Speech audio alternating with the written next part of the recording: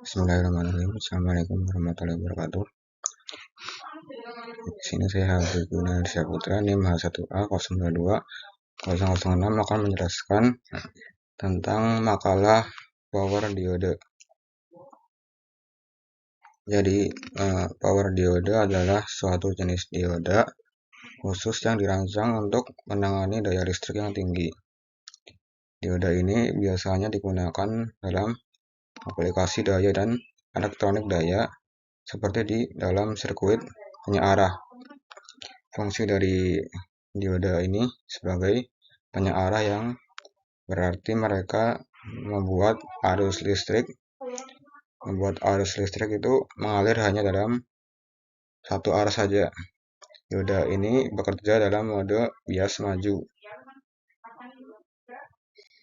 Lalu untuk struktur dari dioda ini, power dioda sedikit lebih kompleks dibanding dioda sinyal. Ada power dioda lapisan N epitaksial yang didop dengan ringan ditanamkan pada substrat N+ yang didop dengan kuat. Nyundur PN itu dikembangkan dengan megaloy lapisan N dengan wilayah P yang didop dengan kuat. Lebar dari daerah ini menentukan tegangan balik yang dapat diterapkan pada perangkat dalam operasi yang aman.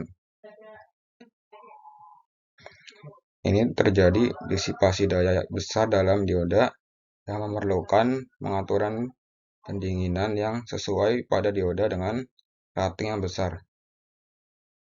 Untuk karakteristik dari dioda power, ketika anoda positif terhadap katoda, dioda dikatakan sedang diberi bias maju dan dioda melakukan konduksi.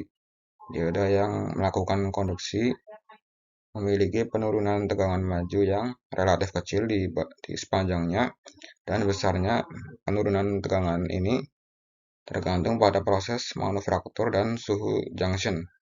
Bisa dilihat struktur basis dari dioda power dan simbol sirkuitnya yang terdiri dari anoda dan katoda, lapisan PN, drive region,